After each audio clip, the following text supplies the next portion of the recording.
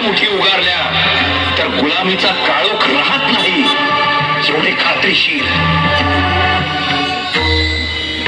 गड्यांनो, आपल्या राजाचे हे शब्द आणि या शब्दांप्रमाणेच स्वराज्याच्या घटनेमुळे एकी हा सर्वात महत्वाचा घटक होता. या स्वराज्याच्या एकीसाठी सर्व रयत एकवटली गेली.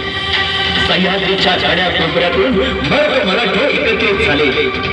जेधे, पासलकर, शिरुरकर, बांदर, मानुसरे, मोहिते, शिंदे, गुजर आणि पालकर अशा या बऱ्याच घराण्यांचे वाद राजियांच्या आज्ञेनुसार एकवटले गेले. परंतु मंडळी, अशा शूरवीरांबरोबरच स्वराज्यात काही अस्मितेतील निखारेही होते. असाच एक अस्मितेतील निखारा म्हणजे ज्याला महाराजांनी स्वतः गादीवर बसवलं, पण तरीही त्याला आदिलशाहीच गोड लागली आणि त्याचं नाव होतं जावळीचे चंद्रराव मोरे.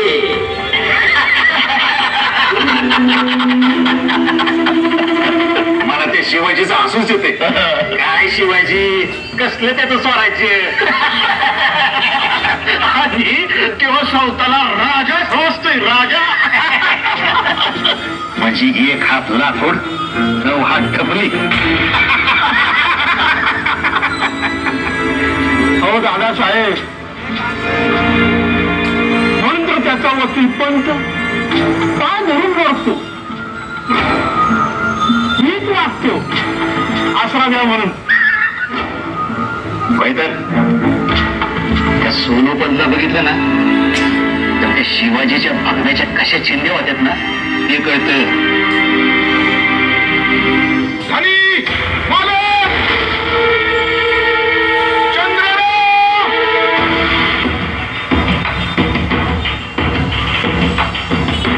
या मोरारबाजी या. याच्या बाहुबळावर जावळी अभेद ते अजिंक्य. यो जावळीचा धन्यवाद आज गुरगुरत आमच्या मोर. जावळीवर हल्ला झालाय.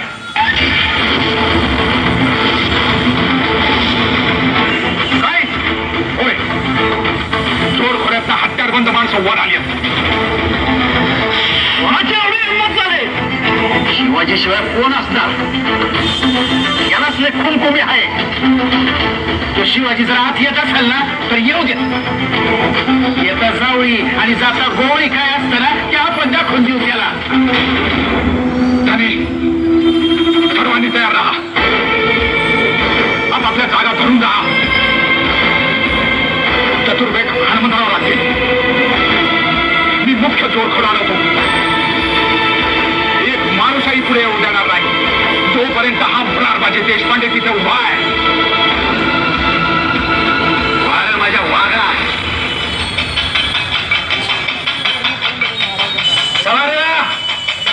बोला महाबळेश्वरच्या नावानं.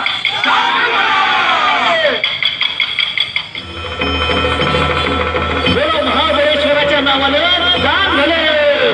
तेव्हा महाबळेश्वराच्या नावानं दान भले.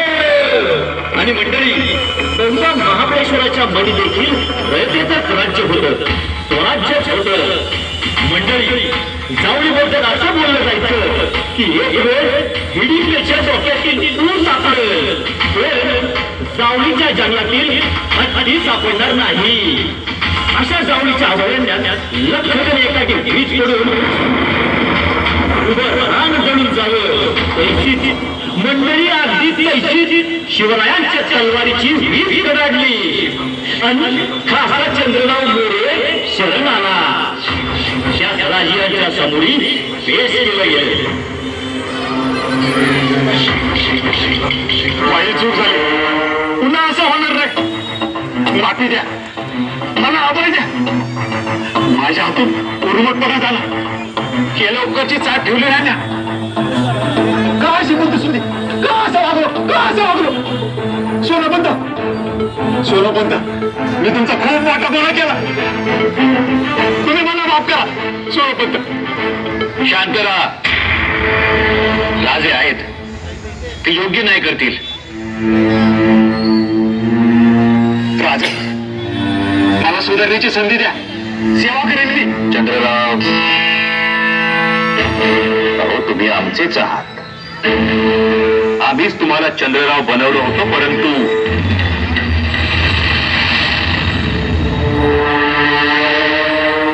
असो, आता तुम्हाला पश्चाताप झालेला आहे. चंद्रराव, तशीही आम्हाला जावळी घ्यायचीच नव्हती. फक्त आधार हवा होता. आजही तेच सांगतो आहोत. जावळीचा कारभार तुम्हीच करा, पण आम्ही सांगू कसा. राजा, खरंच तुम्ही थोर आहात. एवढं होऊन पण आपण एवढं होऊनही आम्ही तुम्हाला सोडतो आहोत. राजा, पण ही शेवटची चूक. सोनपंत, चंद्ररावांना घोडा, तलवार आणि मानाची वस्त्र द्या.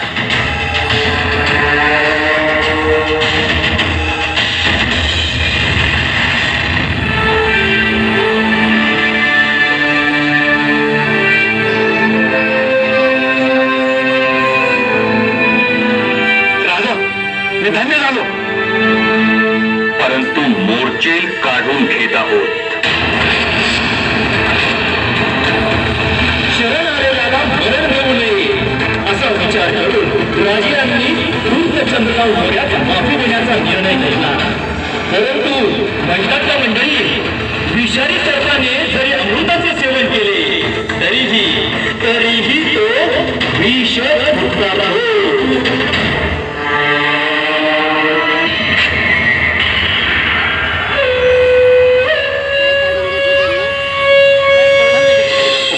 हे काय करताय?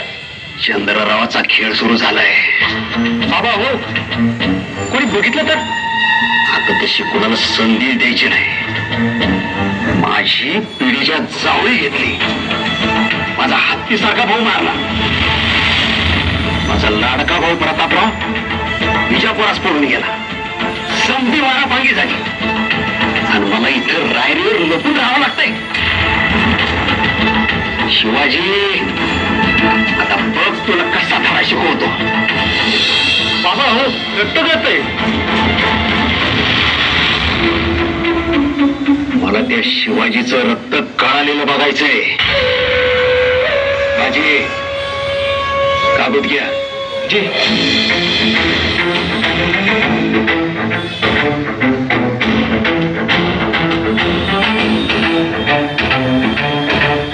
अफजल खान हुजुरात, मी चंद्रराव, लवकर या. मी शिवाजीला गोड बोलून झुलवत ठेवतो. मला मदत करा. तुमचा सेवक म्हणून हा जन्म राहील.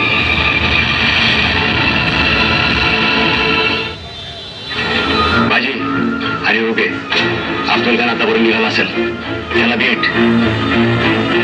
म्हणावं चंद्रराव राजेंच्या रक्ताने लिहिलेला हा खलिता आहे, ते 5000ची फौज पाठवा म्हणावं.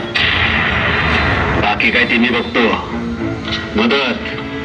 मदत करा म्हणावं. पण मी जाऊ कसा? तिथनं कोंडालीतनं वाईत अफजल खानाची चौकी आहे.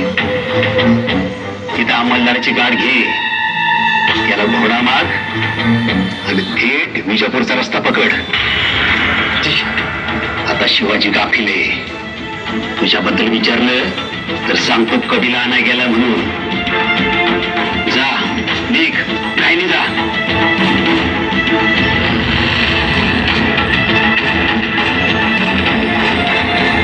ही आज्ञा मानून, स्वतःच्या पित्याची अशी स्वराज्य विरोधी आज्ञा मानून माझी मुळे निघाला आणि ठरल्या ठिकाणी काय झाले ते पहा.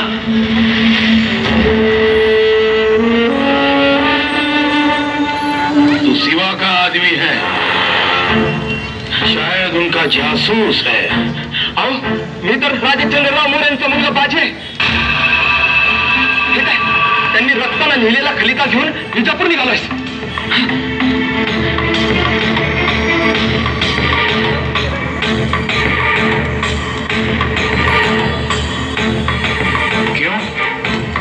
शिवाजीनं आमची जावळी काबीज केली. रायरीगडावर बादशाची थोडी कुमक मिळाली ना त्याच्यावर आम्हाला हल्ला करता येईल. कितनी फौज चाहिए? आता 2000 मिळाली तरी नाही. रायरीगडावर फौज कमी आहे ना. तुम सही जगह पहुंचे हो. मैं अफजल खान का ही बंदा. वाई की देखभाल मैं ही करता हूँ. मग आता तर महाबळेश्वरच पाहावं म्हणायचं. चलो वो शिवा कहाँ रुका है वो जगह बताओ. जी आप पीछे से फौज लेके आओ. चलो चलिए.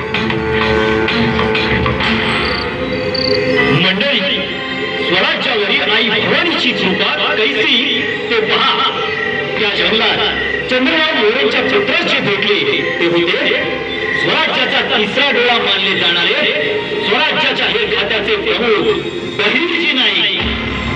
बहिर्जी जमले हरभजराव शिवणकरांनी पितृ चंद्रराव मोरे व त्यांच्या साथीदारास पुनश्च एकदा महाराजांसमोर सदैव हजर केले.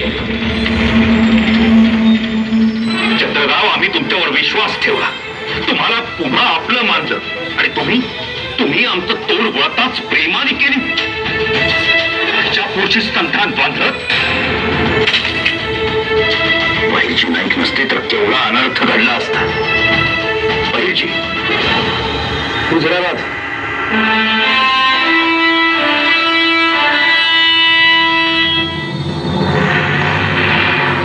औराज लई चक्कर गुमान सेठी चुकून आता लागली. राजे काय करायचं यांचं? त्या उद्दाम, गर्विष्ठ, मगरूर, विश्वासघातकी चंद्ररावास सबक शिकवा. सबक असा शिकवा की संपूर्ण स्वराज्यात आणि आदिलशाहीच्या दरबारात हर एकाच्या कंठाला बसला पाहिजेत. राजा राजा माफ करा. राजा माफ करा. राजा माफ करा. राजा माफ करा. खामोश.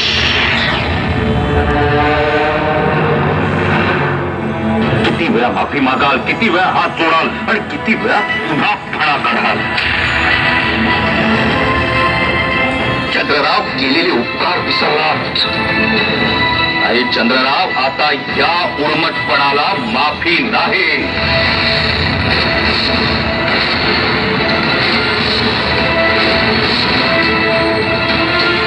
स्वराज्याशी बेईमानी करणाऱ्याला काय सजा मिळते हे कळू द्या सगळ्यांना. मुडकी उडवा तिघांची.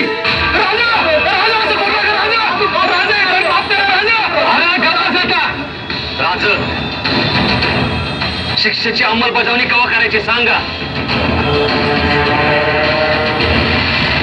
आता या क्षणी.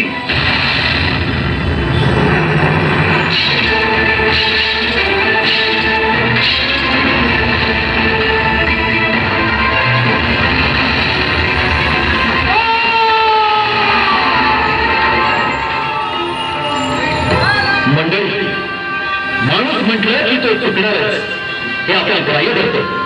पण त्याच व्यक्तीकडून ती चूक वारंवार होत असेल तर तो अपराध ठरतो. आणि असाच अपराध जर कोणी देश धर्माविरोधात जाणून बुजून करत असेल तर अशा कृत्यास महापाप म्हटले जाते. आणि असे महापाप करून अराजक माजवणाऱ्या जहरी सापास कसे ठेचायचे हे राजांना पुरते ठाऊक होते. हे त्यांनी साऱ्या जगाला दाखवून दिले. तेव्हा मंडळी, आपणही महाराजांचा आदर्श डोळ्यासमोर ठेवून स्वराज्य टिकवण्यास नेहमी प्रयत्नशील राहूया.